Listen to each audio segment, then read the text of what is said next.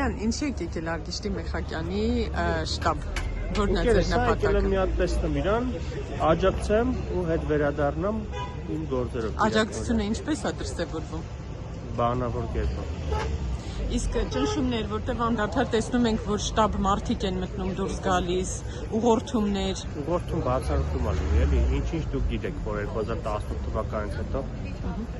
քաղաքացիական պայմանագիր կուսակցության կողմից հնարավորինս պահվում է ամեն ինչ, որպեսզի որևէ ցենտրախախտում չլինի։ Ու այդ բոլորը գիտեն, բոլորը տեսնում են։ Ինչ հույսեր ունեք, պարոն Կոտոյան։ Մրցակցությունը ում միջև է գնում։ Օրինակ, պարոն Մեխակյան եւ Սևակ Խաչատրյանն են ասում։ Չգիտեմ, հույսերով չեմ առաջնորդվում։ Կարծում եմ, պարոն Մեխակյանը հաղթանակ է դարձնում։ Որտեղից ձեզ այդ վստահությունը, որ ունեք պետական ռեսուրսի օգտագործում, որովհետև իշխանություն եք դրա համար։ Չէ, ուղղակի մի օր Կիրակի օրը մասնակցել եմ նաև քարոզարշավին պարոն Մեխակյանի, տեսել եմ ժողովրդի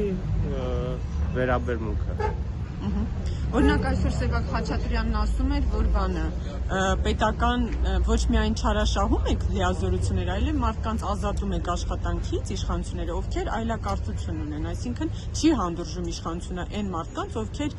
ԿՊԱ-ական չեն։ Ես նախ առաջին ինքս չեմ լսել, չեմ ուզենա մեկնաբանեմ, երկրորդն էլ ամեն ինչ պետք է ապացուցողական բազայի վրա լինի։